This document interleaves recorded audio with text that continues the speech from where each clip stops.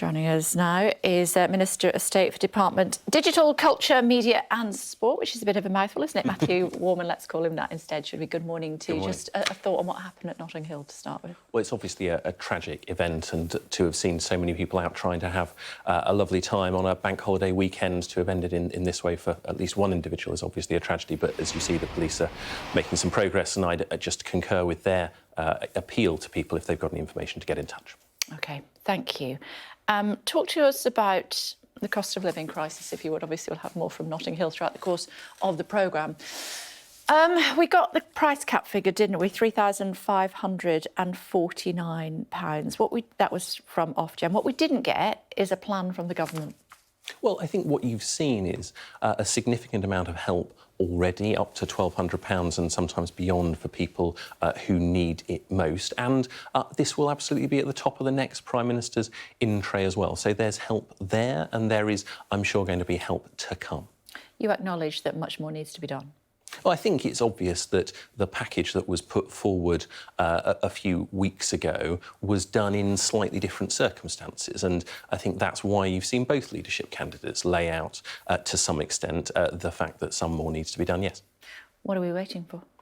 Well, it's right, I think, when we have a Prime Minister due to be put in place, a new Prime Minister due to be put in place on Monday, then it's going to be for them to make the detailed plans that people need to see. I think that's a fair and sensible process. Why, Minister? Why is that? Well, I think the Prime Minister, when he stood down, acknowledged that he wasn't going to... He's still Prime Minister. He is still Prime Minister, and that's why he and Nadhim Zahawi have been working on what the options might be. But I do think it's only fair and reasonable that someone who is going to take over in less than a week's time has the right to say, this is how I think it's best to take the country forward through what are going to be immensely challenging times. The reason is, I make the point, I think I'm right in saying that you support Rishi Sunak. Mm-hmm. He's talked about hundreds of pounds being made available. But, you know, what does that actually mean? People who are watching this morning, who saw that price cap had gone up to more than £3,500 last Friday, are wondering how they're going to keep their kids warm this winter. Yeah, and you're absolutely right. Lots of people, I've had lots of constituents in touch individually what are they with saying just those sorts of worries. And what they're saying is that they're worried about the uncertainty of what winter is going to look like. And, of course, they've seen those headlines about the new cap. I think, for me, the most important thing is that we target those who need it most. We target the most vulnerable. That's what you saw in that package that differentiates between some people who have greater needs than others, but acknowledge that everybody needs help. So what constitutes the most vulnerable? Well, I think pensioners in particular, those on fixed incomes, obviously we need to think about that. We need to think about people who are particularly reliant on benefits. But the fact is, as we heard from the Chancellor not long ago, this is something that is going to affect people somewhat higher up the income scale as well. And that's why the principles of the package that was announced before, I think, are the right ones, which are to focus the help on those who need it most, but also to acknowledge that a degree of universality is the right one. So middle-income families can expect support as well? Well, as I say, that will be a matter for the new Prime Minister, but middle-income families got some support already when Rishi Sunak was Chancellor. I would think that those principles should be continued. Yeah, just looking at, I mean, what the French are doing and what the Spanish are doing, they've already come up with quite a lot of support for people who live in those countries, including a 4% freeze as far as the French are concerned. I think EDF, one of their energy companies, as you know, they're taking an £8.4 billion hit. Spain's agreed to a price cap as well and tax cuts as well. We are just waiting until we see who the next Prime Minister is. Well, I think you've already seen a windfall tax. You've already seen that significant package of support. I don't disagree with you that there needs to be more to come, and that's why both leadership candidates have been talking about it to such an extent already. And it's why, from the Prime Minister on Sunday, you saw that article talking about what this government has been doing and what more needs to happen as well under his successors. Would you support a freeze in the energy price cap? Well, I think it partly depends on what you mean by that, but ultimately, the price of fuel can't go up any higher, of energy can't go up any higher than what it is at the moment. That's been set at £3,549, which is already a significant rise, which has been offset to some extent by the package that Rishi Sunak announced. What I support is something that really does, as I say, target those people who are most vulnerable, who need it most, but also acknowledges that there are people who are somewhat higher up that income scale that are going to need genuine help. So, I'm sorry, did you say that you were supporting a freeze in the energy price cap or not? No, as I say, what I support is something that a lot of really the energy companies are, of course, aren't they? That's what the energy bosses are saying. Well, so I think this needs to be something that tackles both the energy supply and energy security challenges that we've got and tackles the problems that people have as individuals paying their own bills. There are a number of different policy ways you might try and get to that conclusion. And as I say, it is right that the next Prime Minister makes those decisions. Perhaps if we'd had a Prime Minister before now, then we wouldn't still be waiting for what he or she is going to do.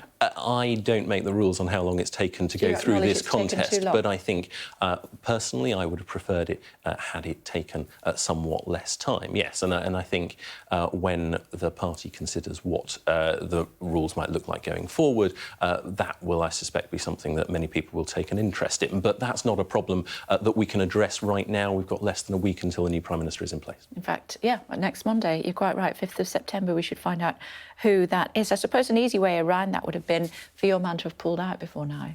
Well, I think Rishi is still fighting absolutely for every vote. You're seeing him going out and meeting huge numbers of party members right even up to this moment. And I think, look, this is if you're going to have a contest, it is sensible to have a contest. It was widely pointed out before Boris Johnson stood down how disruptive this process would be. That is deeply regrettable, and it's more true now than ever. But I do think, as I say, less than a week to go, it is what it is right now. How are you looking back on his reign? I think, well, for instance, one of the reasons why I'm out today is talking about huge growth in broadband. That was my cue for you to say provision, exactly. So I think there's lots of things. In my own constituency, we're getting a huge new A&E. There are lots of things under that levelling up agenda that Boris Johnson, I think, will look back on and be hugely proud of. And that broadband announcement today, we've hit 70% gigabit-capable premises today. That's up from 9% in 2019. That's a huge shift in a very short period, and it comes from the focus that Number 10 delivered. Why can I never get internet on the train then, Minister? Internet coverage on railways is a particular challenge. Some of it is down to the design physically of the railways. We have, again, made huge progress on that, and partly... I've never noticed it. Well, partly we've put it into the contracts of the train operating companies in some cases, which means that it is a much more important part of their delivery. But I share your frustration on many occasions with that. Yeah, exactly. Just a final thought. Let's end where we started, should we? Tory voters support nationalising energy firms, at least in the short term. That, according to a YouGov poll, 47%, almost half of Tory voters that were asked, said that we should nationalise the energy firms for now. What do you think? Well, I think the way that the market has been regulated hasn't worked as well as it could have done in the interests of consumers. I think that what we've got to see is some improvement in a host of issues. For me, I'm not sure whether nationalisation does anything other than borrow a huge amount of money today in order to buy companies that will then have to pay back that borrowing through taxation. So for me, it doesn't work, but I understand the frustration that is at the back of that suggestion, and I think we need to address the concerns that people have rather than necessarily using that device. How would you address those concerns? Well, as I say, it's partly about UK energy security. It's partly about investing in nuclear, for instance. You've got the Chancellor over in the US today talking about how we can make sure that nuclear is a greater part of our energy mix. We've got to try and tackle what is a long-standing problem in a lot of different ways. OK, Minister, it's great to talk to you. Thank you for joining us this morning. Really appreciate it. Thank you.